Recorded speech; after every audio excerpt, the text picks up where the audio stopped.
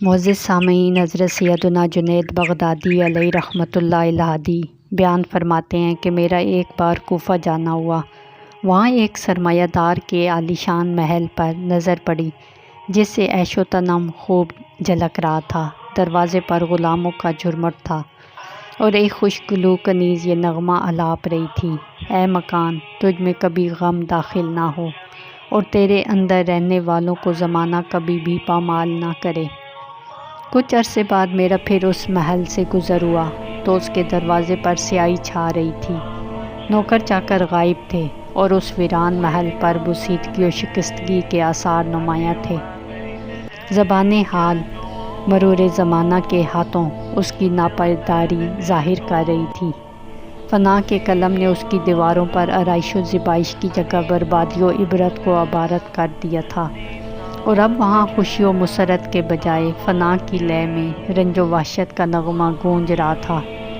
میں نے اس محل کی وحشت انگیز ویرانی کے بارے میں دریافت کیا تو معلوم ہوا کہ سرمایہ دار مر گیا، خدام رخصت ہو گئے، بھرا گھر اجڑ گیا، عظیم الشان محل ویران ہو گیا جہاں ہر وقت لوگوں کی آمد و رفت سے رونق رہتی تھی۔ اب وہاں سناٹا چھا گیا۔ حضرت سیدنا جنید بغدادی فرماتے ہیں، میں نے اس ویران محل کا دروازہ کھٹکھٹایا تو ایک کنیز کی کمزور آواز آئی۔ میں نے اس سے پوچھا، اس محل کی شان و شوکت اور اس کی چمک دمک کہاں گئی؟ اس کی روشنیاں، اس کے جگمگ کرتے کمکمے کیا ہوئے اور اس میں بسنے والوں پر کیا بیتی؟ میرے استفسار پر وہ بوڑھی کنیز اشکبار ہو گئی اور اس نے ویران محل کی داستان غم نشان سنانا شروع کی اور کہا، اس کے رہنے والے عارضی طور پر یہاں رہائش پذیر تھے، ان کی تقدیر نے ان کو محل سے قبر میں منتقل کر دیا۔ اس ویران محل میں رہنے والے ہر فرد خوشحال اور اس کے سارے اسباب و مال کو زوال لگ گیا، اور یہ کوئی نئی بات نہیں۔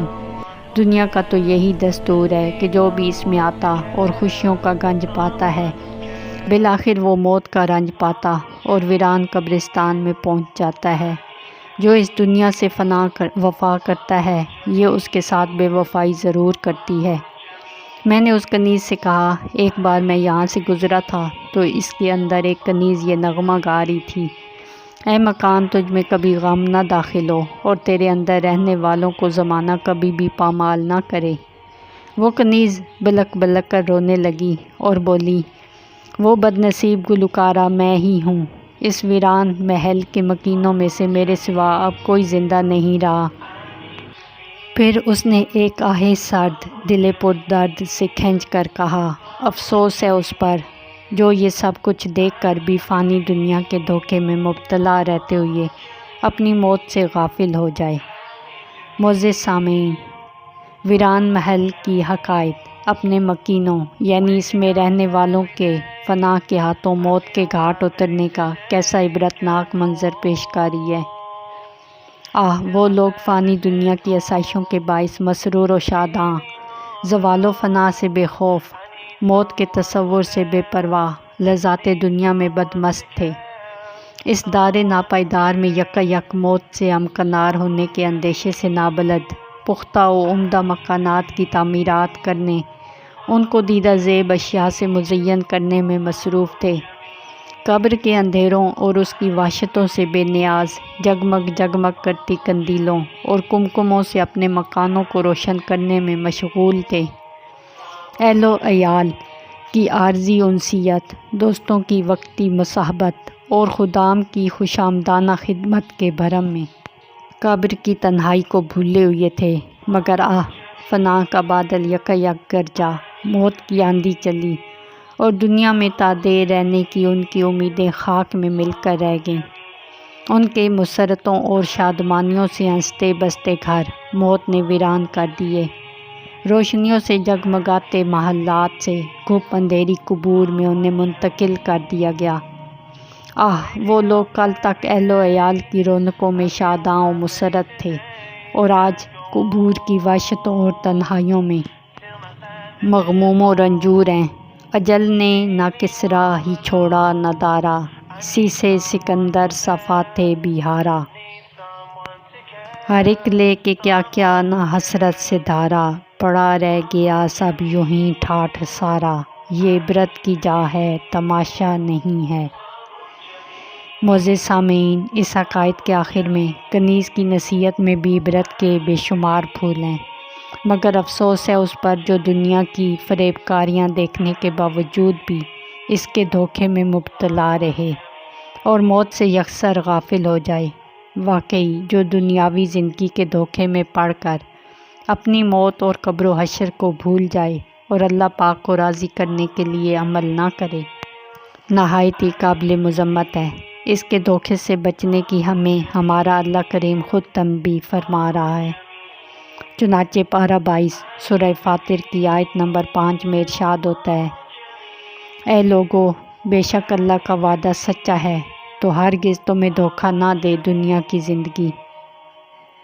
یقیناً جو موت اور اس کے بعد والے معاملات سے آگاہ ہے وہ دنیا کی رنگینیوں اور اس کی آسائشوں کے دھوکے میں نہیں پڑ سکتا۔ حضرت سیدنا وہیب بن ورد رحمۃ اللہ تعالیٰ علیہ فرماتے ہیں، حضرت سیدنا نوح علیہ نبینا علیہ الصلوۃ والسلام نے ایک سادہ سے بانس کے جھونپڑے میں رہائش اختیار فرمائی۔ عرض کی گئی بہتر تھا کہ آپ کوئی عمدہ مکان تعمیر فرما لیتے۔ فرمایا، جس نے اس دنیا سے چلے جانا ہے اس کے لیے یہ بھی بہت ہے۔ افسوس، مسلمانوں کی ایک تعداد موت کی جانب عدم توجہ کے سبب آج دنیا میں عمدہ مکانات کی تعمیرات میں منہمک نظر آ رہی ہے۔ اپنے مکانات کو English tiled bath, American kitchen, marble flooring, wardrobe, full grill work, full wood work, extra work سے تو خوب سجایا جا رہا ہے، مگر نیکیوں کے ذریعے اپنی قبر کی سجاوٹ کی طرف کوئی توجہ نہیں۔ ایک عربی شاعر نے کس قدر درد بھرے انداز میں ہمیں سمجھانے کی کوشش کی ہے۔ اشعار کا ترجمہ: دنیا کی حقیقت اور آخرت کی معرفت یعنی پہچان سے جہالت کی بنا پر تو اپنے مکان کو زینت دینے اور صرف اسی کو آباد کرنے میں لگا ہوا ہے، اور تیرے مرنے کے بعد شاید تیرا غیر اس مکان کا مالک ہو، جس کو ایام کی گاڑی قبر کی طرف کھینچتی چلی جا رہی ہے۔ وہ گویا موت سے مل چکا، یعنی بہت جلد مر جائے گا، اور آدمی دنیاوی مقاصد کے اصول میں امید و رجا کے پھندے میں گرفتار ہے، حالانکہ ان ہی جھوٹی امیدوں میں اس کی ہلاکت پوشیدہ ہے۔ اس جوان کا اجر اللہ پاک کے ذمہ کرم پر ہے جس نے اپنے قبر و آخرت کے معاملے کی تدبیر کی اور صبح و شام موت کی تیاری کرنے میں جلدی کی۔ سرکار دو جہاں صلی اللہ تعالیٰ علیہ وآلہ وسلم کو عمدہ مکانات سے کس قدر بے رغبتی تھی، اس بات کو ابو داؤد شریف کی اس روایت سے سمجھنے کی کوشش کیجیے کہ ایک دن رسول اللہ صلی اللہ تعالیٰ علیہ وآلہ وسلم کہیں تشریف لے گئے، ہم بھی ساتھ ہی تھے کہ تاجدار رسالت صلی اللہ تعالیٰ علیہ وآلہ وسلم نے ایک بلند عمارت ملاحظہ کی تو فرمایا، یہ کیا ہے؟ عرض کی گئی، یہ فلاں انصاری کی ہے۔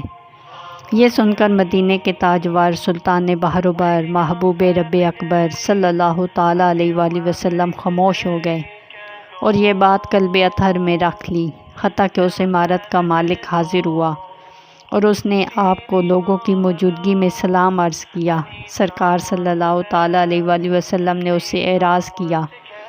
اس نے یہ عمل کئی مرتبہ کیا، یہاں تک کہ اس شخص نے اپنے بارے میں ناراضی کا اظہار اور اعراض جان لیا تو اس نے جناب رسالت مآب صلی اللہ تعالیٰ علیہ وآلہ وسلم کے اصحاب سے یہ کیفیت بیان کرتے ہوئے کہا، واللہ میں رسول اللہ صلی اللہ تعالیٰ علیہ وآلہ وسلم کو ناراض پاتا ہوں۔ صحابہ کرام علیہم رضوان نے فرمایا کہ سرکار مدینہ صلی اللہ تعالیٰ علیہ وآلہ وسلم تشریف لے گئے تھے تو تمہاری عمارت دیکھی، یعنی ہمارا اندازہ یہی ہے کہ تم سے ناراضی کا سبب تمہاری تعمیر کردہ بلند عمارت ہے۔ یہ سن کر وہ انصاری اپنی عمارت کی طرف لوٹے اور اسے ڈھا کر زمین بوس کر دیا۔ معزز سامعین، یہ حضرات صحابہ کرام کا عشق رسول مفسر شہیر حضرت مفتی احمد یار خان اس حدیث پاک کے تحت فرماتے ہیں، مصطفیٰ جان رحمت صلی اللہ تعالیٰ علیہ وآلہ وسلم نے انہیں نہ تو عمارت ڈھانے کا حکم دیا اور نہ ہی یہ فرمایا کہ اس طرح کی عمارت بنانا جائز نہیں۔ ان صحابی کو صرف اندازہ ہی ہوا کہ شاید تاجدار نبوت صلی اللہ تعالیٰ علیہ وآلہ وسلم اس عمارت کے سبب مجھ سے ناراض ہو گئے ہیں، تو ان کا یہ ذہن بنا کہ یہ عمارت میرے اور میرے محبوب صلی اللہ تعالیٰ علیہ وآلہ وسلم کے درمیان رکاوٹ بن گئی، لہٰذا اسے ڈھا دیا۔ اس ڈھانے میں مال کو برباد کرنا نہیں اور نہ ہی یہ فضول خرچی ہے، بلکہ اصل مقصود محبوب کو منانا ہے۔ اگر عمارت ڈھانے سے اللہ پاک کے پیارے نبی صلی اللہ تعالیٰ علیہ وآلہ وسلم راضی ہو جائیں تو یقیناً سودا نہایت ہی سستا ہے۔ جناب خلیل علیہ السلام تو رضائے الہی کے لیے فرزند کو ذبح کرنے کے لیے تیار ہو گئے تھے۔ معزز سامعین، عقل مند کو چاہیے کہ وہ اپنی گزشتہ زندگی کا جائزہ لے، اپنے گناہوں پر نادم ہو کر ان سے سچی توبہ کرے، زیادہ دیر زندہ رہنے کی امید کے دھوکے میں نہ پڑے، بلکہ قبر و آخرت کی تیاری کے لیے فوراً نیک اعمال میں لگ جائے، دولت و مال اور اہل و عیال کی محبت میں نہ نیکیاں چھوڑے نہ گناہوں میں پڑے، کہ ان سب کا ساتھ تو دم بھر کا ہے اور نیکیاں قبر و آخرت بلکہ دنیا میں بھی کام آئیں گی۔ عزیز احباب ساتھی، دم کے ہیں سب چھوٹ جاتے ہیں، جہاں یہ تار ٹوٹا سارے رشتے ٹوٹ جاتے ہیں۔